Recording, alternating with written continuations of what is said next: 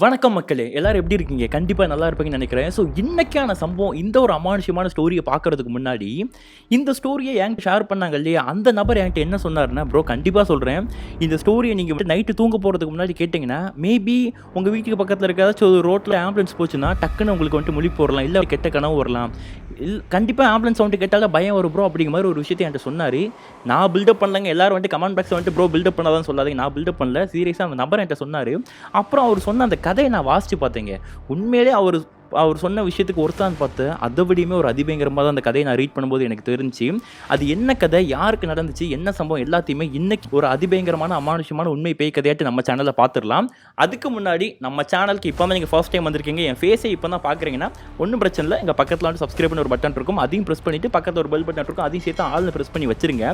எதுக்கு bro subscribe பண்ணணும்னு சொல்லிட்டு கேட்டீங்கன்னா, இந்த மாதிரி தினமும் இல்லாட்டி அட்லீஸ்ட் 2 டேஸ் வந்துட்டு ஒரு அமானுஷ்யமா உண்மையா நடக்கப்பட்ட அமானுஷ்யமான பேய் கதைகள் நான் தொடர்ந்து போட்டுக்கிட்டு இருக்கேன். ஸோ நீங்க அதை பார்த்து என்ஜாய் பண்ண முடியும். ஸோ அதுக்காக சப்ஸ்கிரைப் பண்ணி இப்போ பெல் பட்டன் ஆல் கொடுத்து வச்சிருங்க. வாங்க நம்ம இன்னைக்கான இந்த ஒரு சம்பவத்துக்குள்ள போயிடலாம். Welcome back to the new video. நான் உங்கள் அருண். பயத்தை எதிர்கொள்ள தயாரா இருந்துக்கோங்க. இந்த சம்பவம் எப்ப நடக்கப்பட்டதுன்னா, சரியா 2010, 12 அந்த காலகட்டத்துக்கு நடுவுல நடக்கப்பட்ட சம்பவமா சொல்றாங்க. இந்த சம்பவத்துல குறிப்பா நம்ம பார்க்கும்பொழுது, சம்பவத்தினால பாதிக்கப்பட்ட நபர் இருக்காங்க இல்லையா, அவங்களுடைய நேம் முரளி அப்படிங்கிறவங்களாங்க. அவங்களுடைய பையன் தான் இப்ப நமக்கு இந்த சம்பவத்தை ஷேர் பண்ணியிருக்காங்க. இந்த அண்ணாவுடைய வேலை நான் ஆல்ரெடி இங்க தம்ப்நெயில்லாம் பார்த்துருப்பீங்க. ஆம்புலன்ஸ் டிரைவரா தான் இருந்துட்டு இருக்காங்க. அதுவும் எந்த இடம்னா, கரெக்டா அந்த மேட்டூர், அது போக அந்த பவானி இந்த மாதிரி ஏரியா இருக்கு பார்த்தீங்களா, அந்த பக்கத்துல இருக்கக்கூடிய மலை பிரதேசங்களுக்கு ஆம்புலன்ஸ் ஓட்டுற டிரைவரா அந்த அண்ணா இருந்துட்டு இருக்காருங்க. இப்படி இருந்துட்டு இருக்கும்போது தான் இந்த அண்ணாவுடைய வேலை நார்மலான ஆம்புலன்ஸ் டிரைவர் மாதிரி வேலை இல்லையா. ஏன்னா இப்போ ஒரு ஆம்புலன்ஸ்னு எடுத்துக்கிட்டோம்னா அது எங்கே நிற்கும்? ஒரு கவர்மெண்ட் ஹாஸ்பிட்டலில் 108 ஆம்புலன்ஸ் நிற்கும். இல்லைனா வந்துட்டு ஏதாவது ப்ரைவேட் ஹாஸ்பிட்டலில் அந்த ஹாஸ்பிட்டலுக்கு சம்மந்தப்பட்ட ஆம்புலன்ஸ் நிற்கும் இல்லையா. பட் இவங்க எப்போவுமே ரோட்டில் தான் நின்றுட்டு இருப்பாங்களாம். எந்த ஒரு எமர்ஜென்சி சுச்சுவேஷனாலும் முதல்ல இந்த அண்ணாக்கு தான் கால் வருமாங்க. அந்த லோக்கலில் இருக்க ஏதாச்சும் ஒரு பிரச்சனைனா என்ன ரீசன் பார்க்கும்பொழுது அவங்க தான் இந்த 24x7 அப்படிங்கிற மாதிரியான ஆம்புலன்ஸ் சர்வீஸில் தான் இந்த அண்ணா ஒர்க் பண்ணிட்டு இருந்திருக்காங்க. அப்படி இருந்துட்டு இருக்கும்போது என்னன்னா, இந்த அண்ணா எப்போவுமே வீட்டுக்குலாம் போக மாட்டாங்களாங்க. ஏன்னா 24x7 அப்படிங்கும்பொழுது சண்டே மட்டும்தான். என்னைக்கு லீவ், சண்டே கூட இல்லை, என்னைக்கு அவங்களுக்கு லீவ் போடணும்னு தோணுதோ, இல்லை லீவ் எடுக்கிறாங்களோ, லீவ் நாள் இருக்குதோ, அன்னைக்கு மட்டும்தான் அவங்க வீட்டுக்கு போகிறது வழக்கமாக. மற்றபடி எப்போவுமே அந்த வண்டியிலே படுத்து தூங்குறதா இருக்கட்டும், எப்போ கால் வரும்னு தெரியாதாங்க. கால் வந்துச்சுன்னா எடுத்துகிட்டு உடனே ஸ்பாட்டுக்கு போய் ஆகணும். இந்த மாதிரி ஒரு கிரிட்டிக்கலான ஒரு ஜாப்ல அந்த இருந்துட்டு இருக்காங்க. ஸோ உயிரை காப்பாற்றுற ஒரு ஜாப்னு கூட நம்ம வச்சுக்கலாங்க. இப்படி இருந்துட்டு இருக்கும்போது தான் ஒரு நாள் சரியா நான் சொன்ன அந்த 2010 அந்த 12 அதுக்கு நடுவில் நைட்டு ஒரு 12:30 மணி இருக்குங்க. ஒரு நாள் திடீர்னு அந்த அண்ணாக்கு கால் வருது. அந்த கால் எப்படி வரும்னா, இப்போ நார்மலாக இப்போ எனக்கு ஏதாச்சும் எமர்ஜென்சி நான் ஆம்புலன்ஸ் கால் பண்ணுறேன்னா, ஆம்புலன்ஸ் டிரைவருக்கு டேரெக்டாக கால் கனெக்ட் ஆகுது. அந்த சர்வருக்கு போய் அங்கேருந்து உங்கள் லொக்கேஷன் அட்ரஸ்லாம் கேட்டுட்டு அதுக்கப்புறம் தான் இந்த ஆம்புலன்ஸ் டிரைவருக்கு கனெக்ட் ஆகும் இல்லையா. ஸோ அப்படி தான் இந்த அண்ணாக்கு ஒரு கால் வருது சர்வர்லேருந்து. ஆனால் இந்த அண்ணா நல்ல அறத்தூக்கம், பயங்கரமான தூக்கத்தில் தூங்கிட்டு இருக்காருங்க. அப்படி தூங்கிட்டு இருக்கும்போது டக்குன்னு கால் வருதுன்னு ஃபோன் அடிக்கிறாரு. எடுத்த சார் எங்கே நின்றுட்டு இருந்தாலும் சரி அட்ரஸ் நோட் பண்ணிக்கங்க, எமர்ஜென்சி போல பேஷண்ட்டுக்கு நீங்கள் டேரெக்டாக போயிட்டு அங்கே ஏதோ ப்ளீடிங்லாம் ஆகுதுன்னு சொல்கிறாங்க. எவ்வளோ சீக்கிரம் முடியுமோ அவ்வளோ சீக்கிரம் பேஷண்ட்டை ரெக்கவரி பண்ணி ஹாஸ்பிட்டலுக்கு கூட்டி போயிருங்க, பக்கத்தில் இருக்க ஹாஸ்பிட்டலுக்கு அப்படிங்கிற மாதிரி அவங்க அட்ரஸை சொல்லிட்டு நோட் பண்ணி சொல்லிட்டு ஃபோனை கட் பண்ணிடுறாங்க. இந்த அண்ணா அறத்தூக்கத்தில் என்ன பண்ணியிருக்காரு, அட்ரஸை நோட் பண்ணியிருக்காரு. நோட் பண்ணதுக்கப்புறம் தான் பார்க்காரு பக்கத்தில் எப்போவுமே ஆம்புலன்ஸ் டிரைவர் இருக்காருன்னா டிரைவர் மட்டும் இருக்க மாட்டார். அவருக்கு கிளீனர்னு சொல்ல முடியாதுங்க, ஒரு நர்ஸ்னு கூட நம்ம சொல்லிக்கலாம். ஏன்னா பேஷண்ட் இருக்கிறாங்க அப்படின்னா அவங்களுக்கு ஏதாச்சும் பிரச்சனைங்கும் போது அந்த ஃபர்ஸ்ட் எய்ட் பண்ணுறது இந்த மாதிரி விஷயங்கள்லாம் கண்டிப்பாக அந்த நர்ஸ் தான் பண்ணியாகணும். அந்த மாதிரி இன்னொரு நபர் இருக்கார். இப்போ இந்த அண்ணாவுடைய நேம் என்னன்னா முரளி அப்படிங்கிறவங்க. அந்த அண்ணாவுடைய நேம் வந்துட்டு முகுந்தன்ங்க. இப்போ முரளி முகுந்தன் இவங்க 2 பேர் தான் அந்த ஆம்புலன்ஸ், இவங்க மொத்த ஆம்புலன்ஸுடைய கட்டுப்பாடு அந்த 2 பேர் கையில் தான். இப்படி இருந்துட்டு இருக்கும்போது தான் அந்த முகுந்தன் அப்படிங்கிறவரை காணல அந்த நர்ஸை. இப்போ என்னன்னா, அந்த முரளிங்கிற அந்த அண்ணா காரை விட்டு இறங்கிட்டு எங்கே போனான்னு தெரியல அப்படிங்கிற மாதிரி சொல்லிட்டு ஃபுல்லாக காரை சுற்றி தேடிக்கிட்டே இருந்திருக்காங்களாங்க. எங்கே தேடியுமே முகுந்தனை காணும். டைம் வேறு ஆகிட்டே இருக்குது. ஸோ இப்போ முகுந்தன் இல்லாமல் போக முடியாதான்னு கேட்டால் போக முடியாதுங்க. என்ன ரீசன்னா, இந்த அண்ணா ஜஸ்ட் டிரைவர் தான். இந்த அண்ணா போயிட்டு அந்த பேஷண்ட் எடுக்க ஹெல்ப் பண்ணுறது வைக்கிறது தான் முடியும். இன்கேஸ் அந்த பேஷண்ட்டுக்கு வந்துட்டு ரொம்ப சிவியராக இருக்குது அப்படிங்கிற பட்சத்தில் அந்த ஃபர்ஸ்ட் எய்ட் கொடுக்குறதா இருக்கட்டும், அப்புறம் வண்டிக்குள்ளே வந்துட்டு சின்னதாக ஒரு ஐசியூ மாதிரி ஏதாச்சும் ஒரு விஷயம் இருக்குன்னு வச்சுக்கோங்களேன். எக்ஸாம்பிளுக்கு நான் சொல்கிறேன், அங்கே இருக்கிற எக்யூப்மெண்ட்டை ஹேண்டில் பண்ணுறதா இருக்கட்டும். ஸோ இதெல்லாம் ப்ராப்பராக பண்ணக்கூடிய ஆள் பார்த்தீங்கன்னா முகுந்தன் அப்படிங்கிறவர் தான். அவர் இல்லாமல் போக முடியாது. ஸோ ரொம்ப நேரமாக தேடிட்டு இருக்கும்போது ஒரு 10 நிமிஷம் கழிச்சு பார்த்தா முகுந்தன்கிறவர் வண்டிக்கு பின்னாடி தூரமாக இருந்து ஒரு மாதிரி டான்ஸ் ஆடிட்டு தள்ளாடிட்டு வந்துக்கிட்டு இருக்காருங்க. என்னாச்சடா எங்கடா போனால் அர்ஜென்ட் கால்ரா வா போகணும் அப்படிங்கிற மாதிரி சொல்லும்போது முகுந்தன் அங்கேருந்து ஓடி வராரு. அண்ணே சாரி நான் பாத்ரூம் போயிருந்தேன் அதானே அப்படிங்கிற மாதிரி சொல்லிட்டு கையில் வாட்டர் கேன் வச்சிருக்காருங்க. 2 பாத்ரூம் ஏதோ ஏன்னா காட்டுக்குள்ளே தான் நின்றுட்டு இருக்காங்க. வண்டியை வந்துட்டு அந்த பாட்டில் தூக்கி தூர போட்டுட்டு இவங்க என்ன பண்ணுறாங்க, வண்டியில் ஏறி ஸ்பீடாக போக ஆரம்பிக்கிறாங்களாங்க. அப்படி போக ஆரம்பிச்சதுக்கப்புறம் முகுந்தன் கேட்காரு, ஆனால் என்னாச்சு, எந்த லொக்கேஷன், பேஷண்ட்டுக்கு என்ன சிச்சுவேஷனு அப்படிங்கிற மாதிரி. இப்போ முகுந்தன் டிரைவர் முரளிகிட்ட கேட்டிருக்காருங்க. அப்போ என்னன்னு தெரியல, அந்த அட்ரஸ் நான் நோட் பண்ணி வச்சுருக்கேன், அந்த பேப்பரில் இருக்கு பாரு அப்படிங்கிற மாதிரி முரளி சொல்ல, இப்போ முகுந்தன் அந்த அட்ரஸ் எடுத்து பார்த்துருக்காருங்க. பார்த்தா அந்த முகுந்தனுக்கு அந்த அட்ரஸுக்கு ஒன்றுமே பிடிபடல. ஆனா இது என்னண்ணே அட்ரஸு? ஏன்னா இதுவரைக்கும் நான் பார்க்காத ஊர் மாரி இருக்குது. ஓகே, டிஸ்ட்ரிக்ட் ஓகே, எல்லாம் ஓகே. ஆனா அந்த ஊர் பேர நான் கேள்விப்பட்டது இல்லையாண்ணா அப்படிங்கிற மாரி மூதான் சொல்லி. ஏன்னா அப்பலாம் ஜிபிஎஸ் அந்த லெவலுக்கு பிரபலமா கிடையாதுங்க. ஊர் பேர் தெரிஞ்சா மட்டும் தான் அந்த லொகேஷனுக்கு போ முடியும். அந்த மாரி ஒரு சிச்சுவேஷன்ல யார்ட்டயாச்சும் கேட்டு போணும். அப்படி இருக்கும்போது ஆம்புலன்ஸ் டிரைவருக்கு மோஸ்ட்லி எல்லா லொகேஷனும் தெரிஞ்சிருக்கும் தானே. அப்படி இருந்துமே அவங்க 2 பேருக்குமே அன்னைக்கு தெரியல. அவங்க பார்க்குறாங்க, "என்னடா சொல்ற? இந்த ஊர் தெரியாதா?" அப்படிங்கிற மாரி சொல்லிட்டு. இப்போ முரளி அண்ணனும் பார்த்துருக்காருங்க. அவருக்குமே அந்த ஊர் பிடிபடல. என்ன பண்ணுறதுன்னு பார்க்கும்போது அவங்களுக்கு ஒரு ஐடியா கிடைச்சிருக்கு. ஓகே, நம்ம போகிற வழி ஜங்ஷன் இருக்குது. அங்கே வந்துட்டு 24 அதாவது என்ன டீ கடைலாம் பழைய காலத்தில் எப்படி இருக்குன்னா, பழைய காலமாக ரொம்ப ஒரு 10 வருஷத்துக்கு முன்னாடி எந்த மாதிரி இருந்திருக்குன்னா, போலீஸ்காரங்க பிரச்சனைனால என்ன பண்ணுவாங்க, ஒரு சட்டரை பாதி இறக்கி வச்சுட்டு டீ கடைலாம் ஓப்பன் பண்ணி இந்த ஜங்ஷன் ஒரு ஒரு ஏரியா ஜங்ஷன், சிட்டி ஜங்ஷன்லாம் அந்த மாதிரி வித்துட்டு இருப்பாங்க. அந்த மாதிரி ஒரு ஏரியா ஜங்ஷனுக்கு போயிட்டு இந்த அண்ணா அந்த லொக்கேஷனை கேட்டுக்கலாம் அப்படிங்கிற மாதிரி முடிவு பண்ணுறாருங்க. அதே மாதிரி முடிவு பண்ணிட்டு என்ன பண்ணுறாங்க, இந்த அண்ணா இவங்க 2 பேரும் வந்துட்டு வண்டி எடுத்துகிட்டு பொறுமையாக போய்கிட்டே இருந்திருக்காங்க. அப்படி போனதுக்கப்புறம் அந்த ஜங்ஷனும் வந்திருக்குது. அந்த ஜங்ஷனில் இப்போ முரளி என்ன பண்ணுறாரு, "ஏய் முகுந்தா, நீ இந்த மாதிரி போயிட்டு அந்த டீ கடையில் போய் கேட்டு வாடா, டீ கடை திறந்தா இருக்கும், கீழோடி போய் கேட்டு வா" அப்படிங்கிற மாதிரி சொல்லிட்டு இப்போ முரளி சொல்ல, முகுந்தன் அந்த பேப்பர் எடுத்து துண்டு சீட் இருக்கு பாருங்க, அதில் அட்ரஸ் இருக்குது. அதை எடுத்து அந்த டீ கடையை கொண்டு போயிருக்காங்க. அங்கே பார்த்தா 4-5 பேர், ஒரு 2 பெரிய ஆளுங்க சிகரெட் பிடிச்சி நின்றுட்டு இருக்காங்க. அது பக்கம் இன்னும் 2 பேர் நின்றுட்டு இருக்காங்க. டீ கடையில் ஒருத்தர் நின்றுட்டு இருக்காரு. அங்கே போயிட்டு அந்த டீ கடை டீ ஆத்துறவர்கிட்ட போயிட்டு, "ஆனால் அந்த மாதிரி இந்த அட்ரஸ் எங்கே இருக்குன்னு சொல்ல முடியுமா? எமர்ஜென்சி ஆம்புலன்ஸ் கால் வந்துருந்துச்சு. பட் இந்த லொக்கேஷன் நாங்கள் இது வரைக்கும் கேள்விப்படாத மாதிரி இருக்குது" அப்படிங்கிற மாதிரி அந்த டீ கடைக்காரர்கிட்ட சொல்லியிருக்காங்க. உடனே அட்ரஸை வாசிச்சதுக்கப்புறம் என்னென்னா, அந்த டீ கடைக்காரரு, "எப்பா இது நானும் கேள்விப்படாத மாதிரி ஊராக இருக்காப்பா, நம்ம டிஸ்ட்ரிக்ட்லேயே இருக்குது" அப்படிங்கிற மாதிரி அவர் கேட்குறாரு. "ஆமாயா, இங்கே தான் பக்கத்தில் எங்கேயோ இருக்குது" அப்படிங்கிற மாதிரி கால் வந்துச்சு அப்படிங்கிற மாதிரி டீ கடைக்கார்ட்ட சொன்னதுக்கப்புறம் பக்கத்தில் இருந்து 2-3 பேர் நிற்பாங்க பாருங்க. அவங்களாம், "தம்பி என்ன ஊர் தம்பி, சொல்லுங்க தம்பி" அப்படின்னு சொல்லும்போது இப்போ இந்த அண்ணா அந்த அட்ரஸில் இருக்கக்கூடிய ஊர் பேரை வாசிச்சிருக்கிறாரு. ஏதோ கல்லுப்பட்டி அப்படிங்கிற மாதிரி ஏதோ ஊர் பேர் போட்டிருந்தாங்க. கல்லுப்பட்டியா கல்லுப்பாறை, ஓகே கல்லுப்பாறை அப்படிங்கிற மாதிரி ஏதோ ஒரு ஊர் பேர் சொல்லியிருந்தாங்க. அந்த அண்ணா சொல்லும்போது எனக்கு சரியாக ஞாபகத்துக்கு இல்லை. உடனே கல்லுப்பாறைன்னு சொன்னதுக்கப்புறம் அங்கே இருக்கிற யாருக்குமே தெரியல. ஆனால் அதில் ஒரு தாத்தா சிகரெட் பிடிச்சிட்டு இருந்தாருன்னு சொன்ன பார்த்துங்க 2-3 பேர். அதில் ஒருத்தர் ரொம்ப வயசானவருங்க. அவர் சிகரெட் பிடிச்சி நின்றுட்டு இருக்காரு. உடனே, "எப்பா அது கல்லுப்பாறை காட்டுக்குள்ளே இருக்குது, நீங்கள் எதுக்கு தம்பி போனால் அந்த இடத்துக்கு?" அப்படிங்கிற மாதிரி அவர் திரும்ப கேட்குறாருங்க அந்த தாத்தா.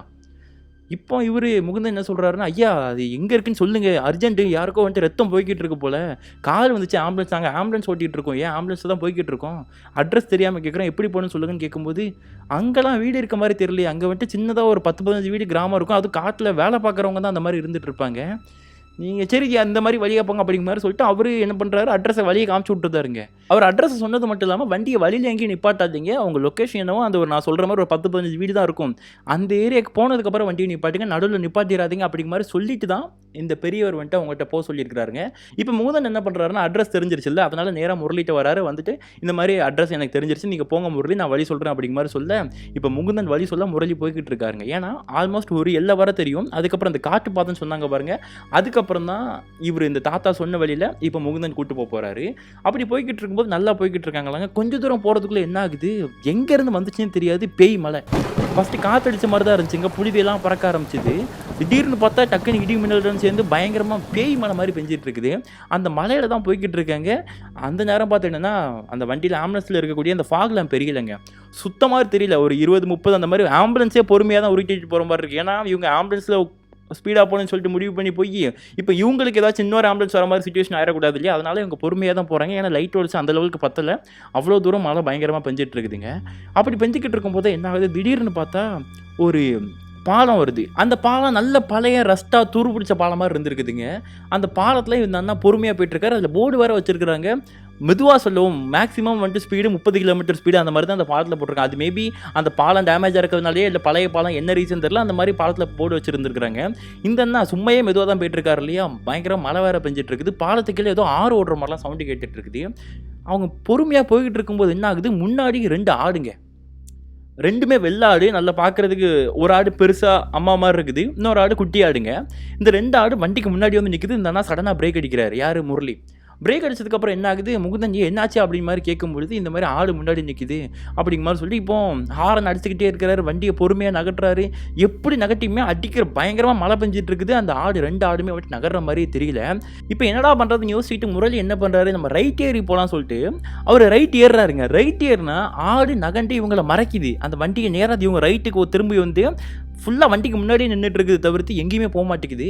இப்போ என்ன பண்ணுறதுனே தெரியாமல் இருக்கும்போது தான், "டேய் முகுந்தா, எனக்கு இவன் இந்த ஆடு ஏதோ வேணும்னே சதி பண்ணுற மாதிரி இருக்குது, இறங்கி போய் அதை விரட்டி விடு" அப்படிங்கிற மாதிரி முரளி சொல்ல, இப்போ முகுந்தன் என்ன பண்ணுறாரு, கதவை திறக்க ட்ரை பண்ணுறாருங்க. கதவு திறக்க மாட்டேங்குது. அவர் ரொம்ப நேரமா புடிச்சு இழுத்துக்கிட்டே இருக்காருங்க. லாக்லாம் ஓப்பன்ல தான் இருக்குது. எல்லா லாக்கும் ஓப்பன்ல இருக்கு. தொறந்து பார்க்குறாருங்க. கதவு தொறக்க மாட்டேங்குது. முரளி டென்ஷன் ஆகுறாரு. "ஏய் என்னடா பண்ணிட்டு இருக்க? போய் விரட்டுடா, அங்க பேஷண்ட் அர்ஜென்ட்டுடா" அப்படிங்கிற மாரி முரளி சொல்லிட்டு இருக்காரு. முகுந்தன் நான் என்னடா பண்றது அதுக்குன்னு? கதவு தொறந்தா தான் நான் போ முடியும் அப்படிங்கிற மாரி முகுந்தன் சொல்லிட்டு இருக்காருங்க. 2 பேருக்கும் ஆல்மோஸ்ட் ஒரு சிமிலர் ஏஜா தான் இருந்துட்டு இருக்கும் போல அந்த டைம்ல. அதனால வந்துட்டு என்னன்னா முகுந்தன் சொல்றாரு, "என்னால முடியலப்பா, கதவு தொறக்க மாட்டேன், கதவு ஜாமா இருக்குது. மழை வேற வெளிய பெஞ்சிட்டு இருக்குது. என்ன ஏறி குதிச்சு வெளிய போ, ஜன்னல் வழியா ஏறி குதிச்சு போ சொல்றியா என்ன?" அப்படிங்கிற மாரி முகுந்தன் டென்ஷன் ஆகி முரளி கிட்ட சொல்றாருங்க.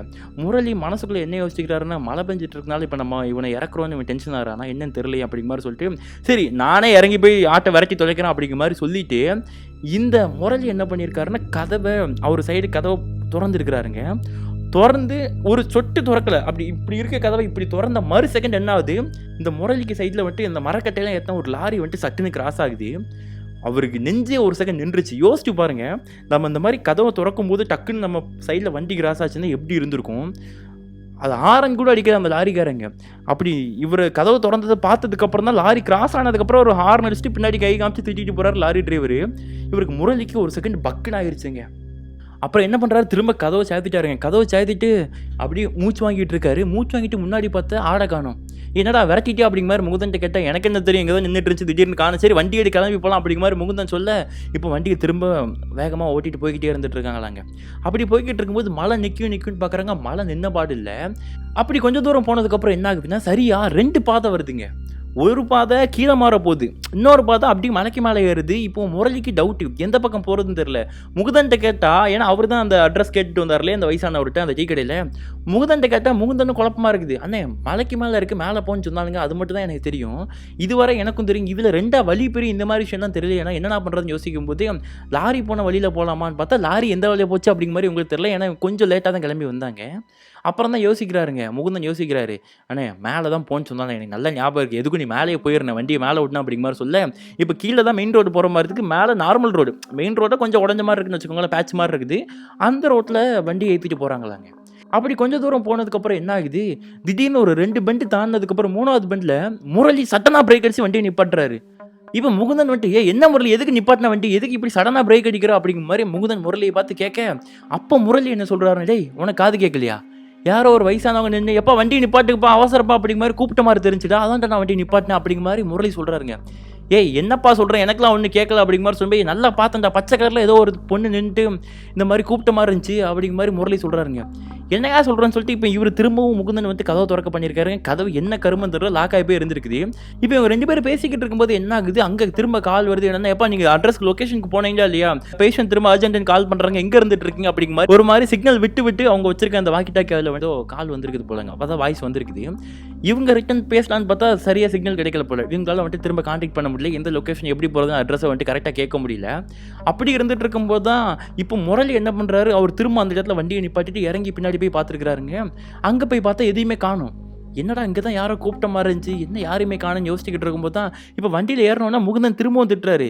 எப்பா முரளி லொக்கேஷனுக்கு போகப்பா, இன்னும் டிஸ்டன்ஸ் எனக்கு தெரியும், அவர் சொன்னபடி பார்த்தா இன்னொரு 4-5 கிலோமீட்டர் மேலே போனால் தான் அந்த லொக்கேஷன் வரும், நீங்கள் எதுக்கு சம்மந்தம் இல்லாமல் வண்டியை நிப்பாட்டிட்டு இருக்க, யாருமே இல்லை அப்படிங்கிற மாதிரி முகுந்தன் திட்டிகிட்டு இருக்காருங்க. இல்லை நான் பார்த்தேன்டா அப்படிங்கிற மாதிரி முரளி வந்துட்டு டபுள் மெயினில் கொஞ்சம் தூரம் வண்டியை முன்னாடி எடுத்துட்டு அந்த கண்ணாடியில் ரைட் சைடில் பார்த்துருக்குறாருங்க. பார்த்தா பின்னாடி அதே மாதிரி ஒரு உருவம் தெரிஞ்சிருக்கு. அந்த உருவம் அப்படியே மறைஞ்சி அந்த பின்னாடி இருக்க மரத்தில் ஒரு புடவை மாதிரி சிக்கிட்டு இருக்க மாதிரி மறைஞ்சிருக்குதுங்க.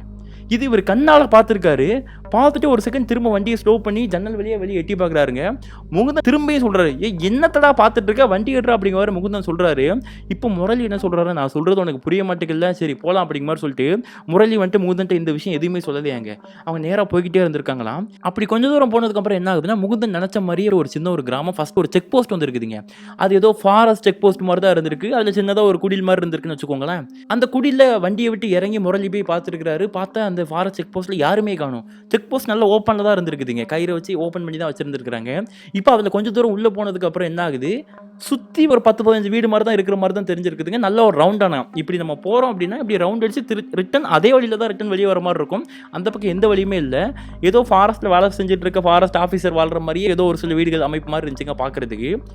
இப்போ இவங்க அந்த மாதிரி உள்ள போயிருக்காங்க. உள்ள போய் பார்த்தா யாருமே காணோம், ரோட்ல இல்ல. இவங்க ஆம்புலன்ஸோட சைரன் சவுண்ட் பயங்கரமா சவுண்ட் கேட்டுட்டே உள்ள போது, இந்த சத்தத்தை கேட்டு கூட யாரும் வெளிய வர மாட்டேங்காங்க.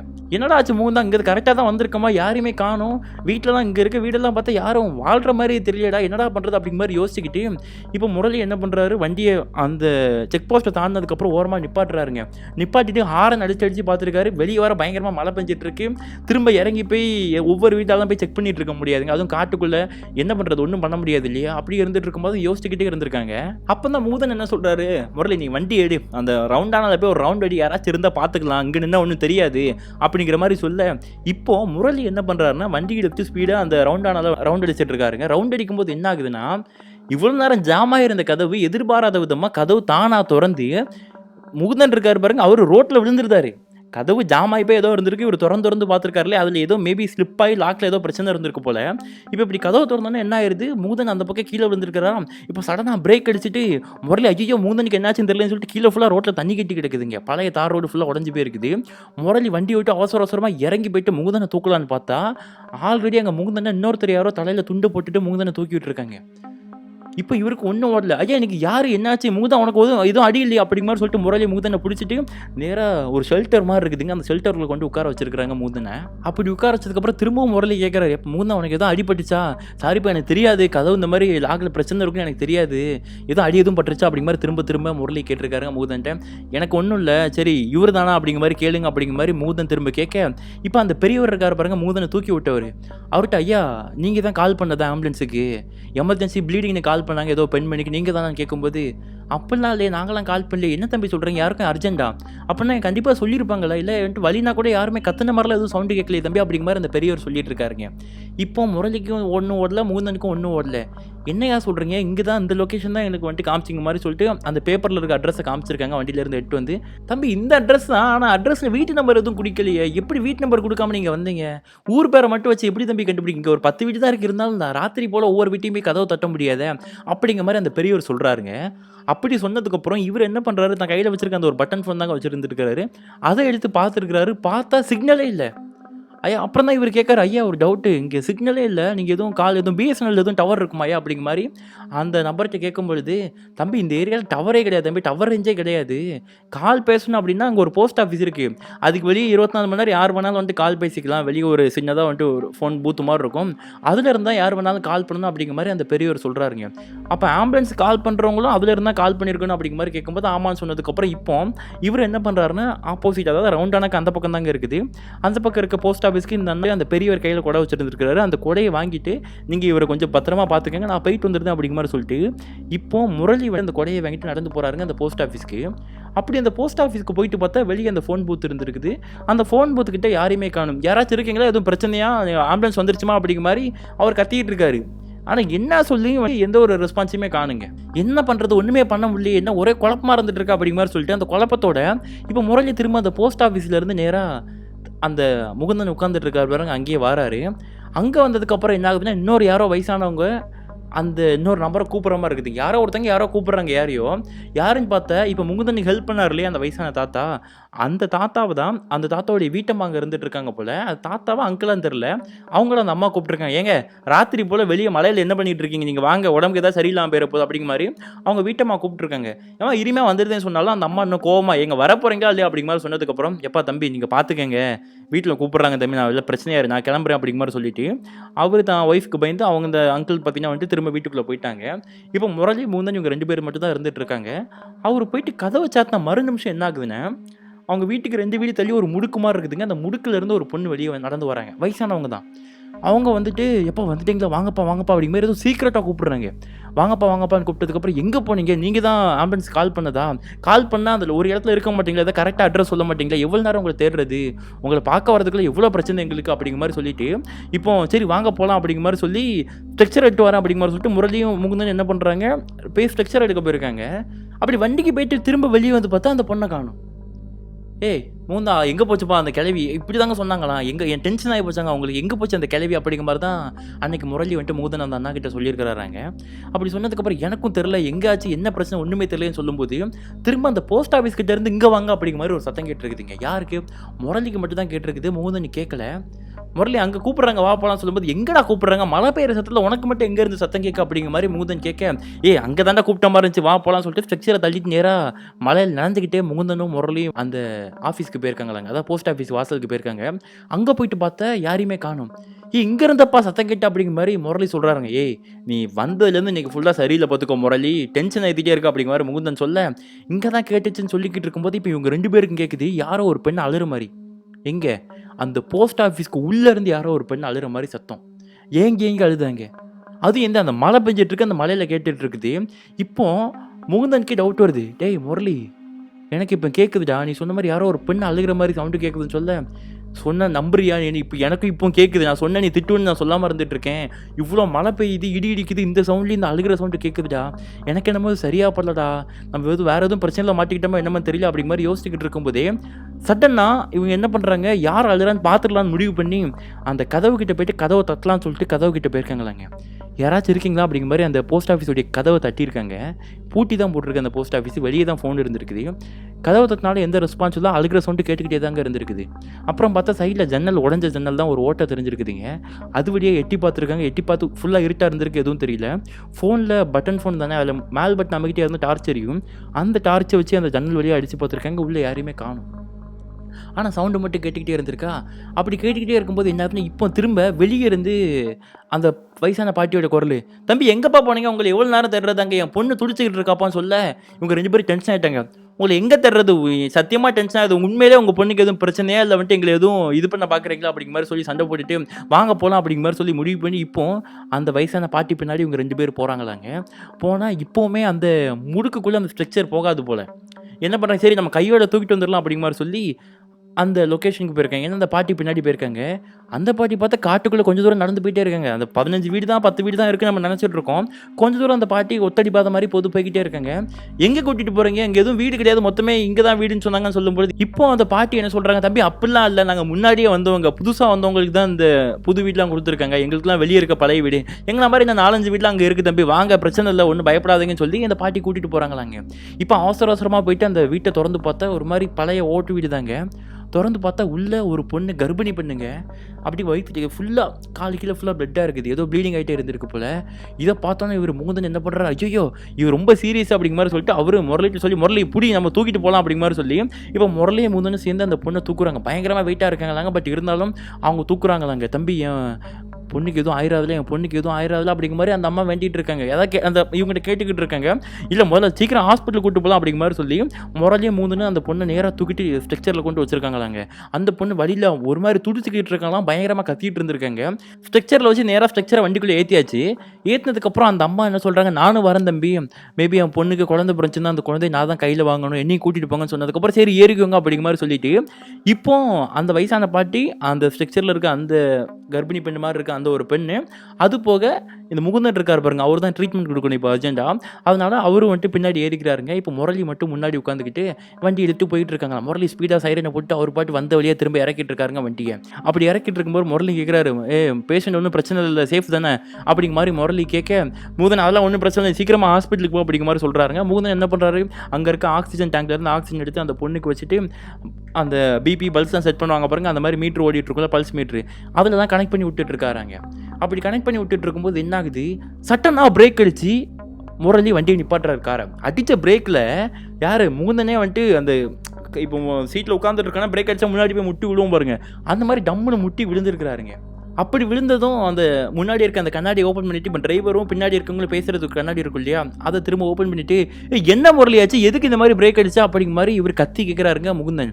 அப்போ முரளி சொல்கிறாரு, நான் ஒன்றும் சொல்கிறதுக்குள்ள நீ இறங்கி வந்து பாரு அப்படிங்கிற மாதிரி சொல்ல, இப்போ உன்னால் பெரிய தொல்லையாக போச்சுன்னு சொல்லிட்டு முகுந்தன் வந்துட்டு என்ன பண்ணுறாரு, வண்டியை விட்டு இறங்கி முன்னாடி ஏன் எதுக்குன்னு கேட்கலங்க, மழை பெஞ்சிட்டு இருக்குது, ஸோ அதனால் ஓடி போய் முன்னாடி ஏறிடுறாருங்க சீட்டுக்குள்ளே உட்காந்ததுக்கப்புறம் என்ன நிப்பாட்டினா அப்படிங்கிற மாதிரி சொல்லும்போது அங்கே பாருங்க கை காமிச்சா முன்னாடி ரோட்டில் மரம் உடஞ்சி விழுந்து கிடந்துருக்குதுங்க.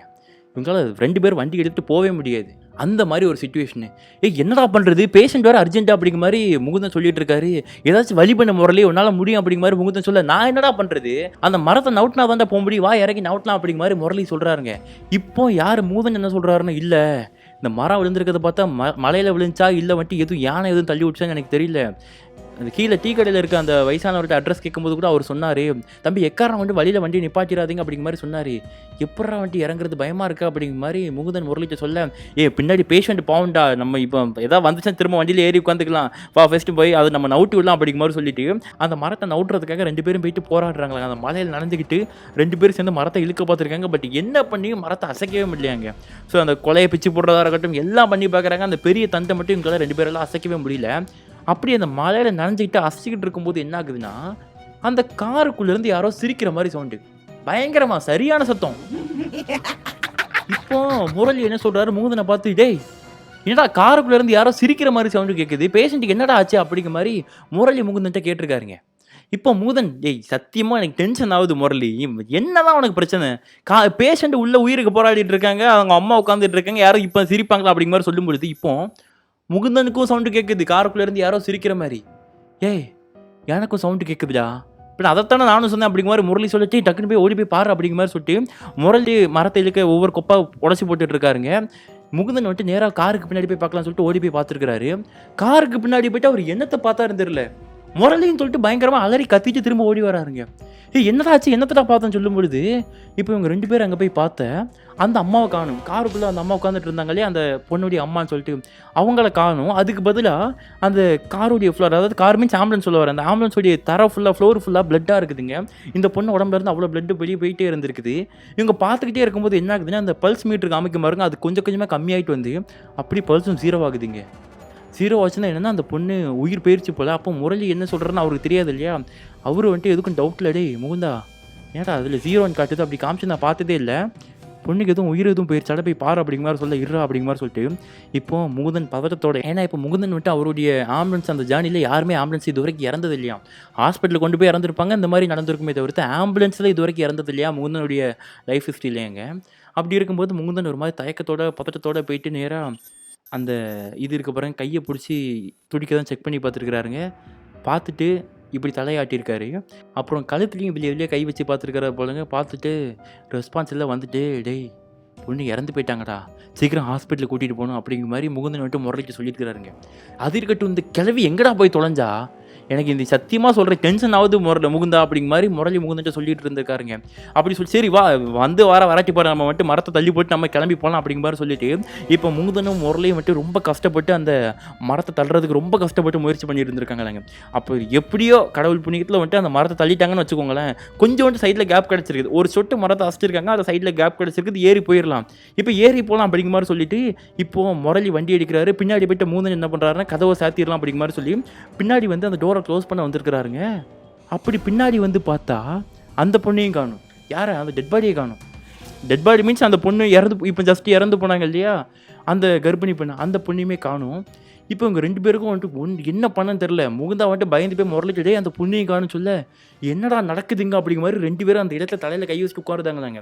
வேறு என்ன பண்ண முடியும் யோசிச்சு பாருங்கள். ஒரு காட்டுக்குள்ளே இந்த மாதிரி மழை பெஞ்சிட்டு இருக்குது, மரம் நடுவில் விழுந்துருக்குது, இந்த மாதிரி ஃபஸ்ட்டு அந்த கிளவி காணாமல் போனால் அடுத்து அந்த கிளவியோட பொண்ணு காணாமல் போயிருக்காங்க.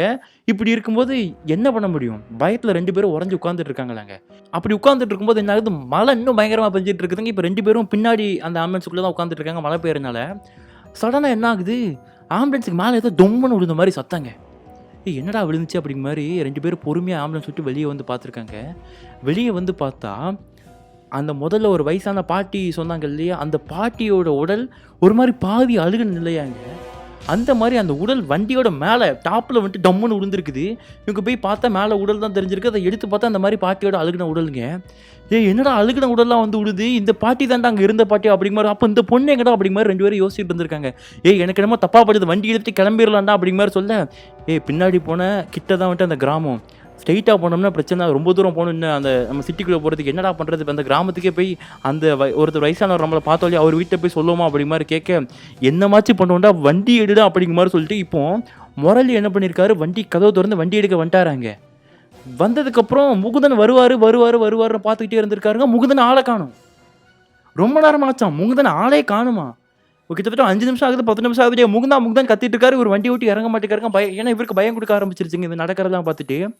என்னடா பண்ணுறேன்னு சொல்லிட்டு திரும்ப வேறு வழி இல்லாமல் பயத்தை கண்ட்ரோல் பண்ணிக்கிட்டு வெளியே சுற்றி முற்றி பார்த்துருக்குறாருங்க. பார்த்தா முகுந்தனையும் காணும், கதவு பூட்டி இருக்குது. அந்த பின்னாடி இருக்க டோரை திறந்து பார்த்தா உள்ளேயும் யாரையுமே காணும். அந்த ரத்தம் ஃபுல்லாக அந்த ரத்தம் அப்படி தான் இருக்குது, காஞ்சி போய் இருந்திருக்குது. மேலே டாப்லேயுமே எதையும் காணும். என்னடா பண்ணுறதுன்னு பதட்டத்தில் சரி வண்டி எடுத்து கிளம்பிடலாமா சொல்லிட்டு ஃபஸ்ட்டு கால் பண்ணி சொல்லிடலாம். சரி நம்ம சர்வருக்கு கால் பண்ணலாம் அப்படிங்கிற மாதிரி சொல்லி அவங்க சர்வருக்கு கால் பண்ணுறாருங்க. கால் பண்ணாலும் அங்கே தான் சிக்னலே இல்லையா. வாக்கி டாக்கியுமே வந்துட்டு ஒரு மாதிரி விட்டு விட்டு தான் யூஸ் ஆகிட்டு இருக்குது. எந்த ஃப்ரீக்வன்சியுமே செட் ஆக மாட்டேங்குது.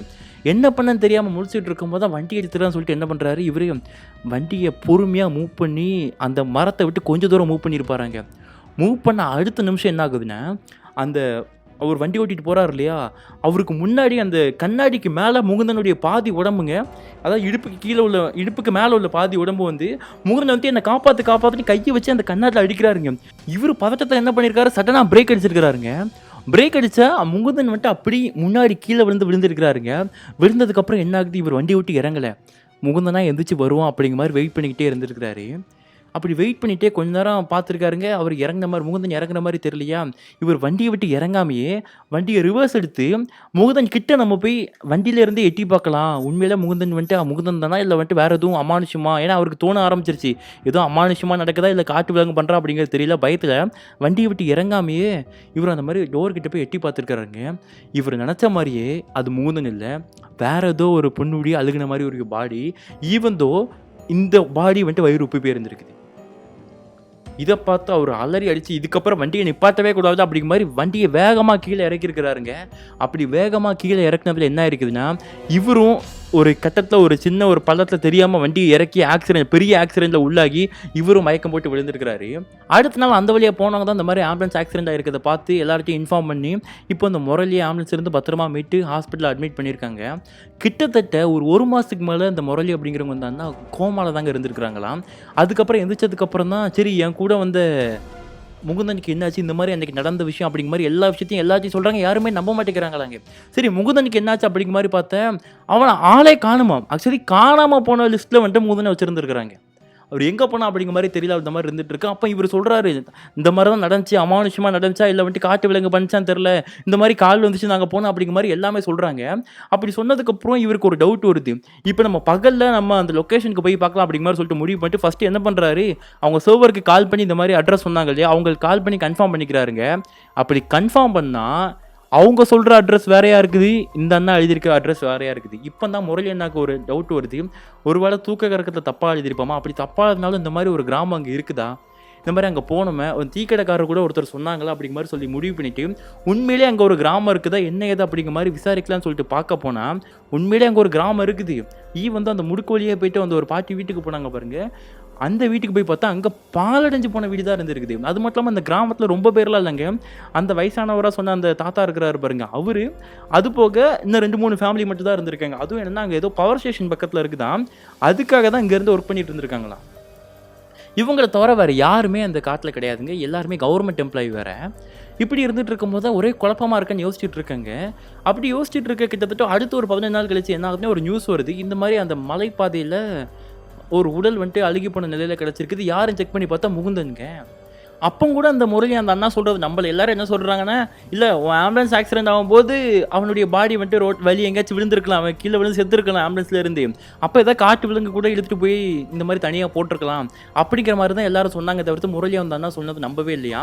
அப்படி இந்த சம்பவம் எல்லாமே ஒரு காட்டு விலங்குனால நடந்திருந்தாலுமே அந்த பொண்ணு வண்டிக்குள்ளே இருந்து காணாமல் போனாங்களே, வண்டிக்குள்ளே பிளட்டு அப்படி தானே இருந்துட்டுருச்சு. அப்போ அந்த பிளட்டு யாருடையது, அந்த பாட்டி காணாமல் போனாங்க. அதுக்கு முன்னாடி ரோட்டில் போகும்போது ஆடு குறுக்கு நின்று இந்த மாதிரி பண்ணது, ஒரு லாரி கிராஸ் ஆனது, அதுக்கப்புறம் ஒரு பச்சை கலரில் ஒரு பொண்ணு நின்று ஆவி மாதிரி தெரிஞ்சது, இதெல்லாம் எதுக்கு நடக்கணும், இதெல்லாம் பார்க்க எனக்கு அமானுஷம் ஏதோ பேய் தான் எங்களை வந்துட்டு கொள்றதுக்கு முயற்சி பண்ண மாதிரி எனக்கு தோணுது அப்படிங்கிற மாதிரி இந்த அண்ணா சொல்லிக்கிட்டே இருந்திருக்காராங்க. அதுக்கப்புறம் இந்த அண்ணா என்ன பண்ணுறாரு, இதெல்லாம் சரிப்பட்டு வராதுன்னு சொல்லிட்டு ஒரு கோவிலில் போயிட்டு, ஐயனார் கோயில் தாங்க அந்த பக்கத்தில் இருக்கக்கூடிய ஐயனார் கோயிலில் போயிட்டு தண்ணி எறிஞ்சு தீர்த்தம் பண்ணிட்டு அதுக்கப்புறம் அந்த ஐயனார் கோயிலில் போயிட்டு நடந்த விஷயங்களை சொல்லும்போது அப்போ தான் அந்த பூசாரி, அதாவது அந்த ஐயனார் கோவில் பூசாரி என்ன சொல்கிறாருன்னா, சாமி அடிட்டு சொல்கிறாராங்க, தம்பி நீங்கள் உயிர் பழைச்சதே பெருசு, உங்களை வந்துட்டு ஒரு கொடிய ஒரு தீய சக்தி வந்துட்டு தாக்க நினச்சிருக்குது. இருந்தாலும் நீங்கள் தப்பிச்சு வந்திருக்கீங்கன்னா அது காரணம் உங்கள் குலதெய்வம் தான். நீங்கள் ஐயனார் கோயிலுக்கு எப்படி வந்து வேண்டிங்களோ அதே மாதிரி உங்கள் குலதெய்வம் எது அப்படிங்கிறத கண்டுபிடிச்சி அந்த சாமிக்கு போயிட்டு பொங்கல் வச்சு வேண்டுங்க. அந்த தெய்வத்தால் தான் இப்போ நீங்கள் வந்துட்டு உயிரோடு இருந்துட்டு இருக்கீங்க. ஒரு பெரிய ஒரு தடங்கள்லேருந்து தப்பிச்சு வந்திருக்கீங்க அப்படிங்கிற மாதிரி அந்த ஐயனார் கோவிலில் கூட சொன்னாங்களாங்க. அதுக்கப்புறம் தான் அந்த அண்ணாவுடைய ஃபேமிலி மெம்பர்ஸே அந்த விஷயத்தை நம்ப ஆரம்பிச்சிருக்காங்க. அப்படி தான் அந்த அண்ணனுடைய வந்துட்டு பையனுக்கு இந்த கதை தெரிஞ்சு அந்த பையன் நம்மக்கிட்ட இருந்து ஒரு கதையை சொல்லியிருக்காங்களாங்க. ஸோ சப்ஸ்கிரைபர் ஆகிய நீங்கள் இந்த சம்பவத்திலேருந்து என்ன நினைக்கிறீங்க? ஒரு ஆத்மாவால் இந்த லெவலுக்கு டெக்னாலஜிலாம் யூஸ் பண்ண முடியுமா? எனக்கு தெரியல எப்படி ஃபோன் வந்திருக்கும். எனக்கு என்னமோ ஃபோன் வந்தது தான் சரிதாங்க. இந்த அண்ணா தான் வந்துட்டு அட்ரஸை மாற்றி தப்பாக காட்டுக்குள்ளே போய் அதுவும் அமானுஷமான காட்டுக்குள்ளே போய் மாட்டிக்கிட்டாருன்னு எனக்கு ஏதோ டவுட்டாக இருக்குது. ஏன்னா அந்த ஆம்புலன்ஸ் சர்வரில் இருக்கவங்க கூட சொன்னாங்க, இந்த மாதிரி உங்களுக்கு ரிமார்க் ஆயிடுச்சு, நாங்கள் சொன்ன லொக்கேஷனுக்கு நீங்கள் போகாமல் அந்த பேஷண்ட் இறந்து போயிட்டாங்கன்னு வேறு சொன்னாங்க இல்லையா? ஸோ அதனால் இது எனக்கு ஏதோ ஒரு குழப்பமான ஒரு ஸ்டோரியாகவே இருந்துட்டு இருக்குது.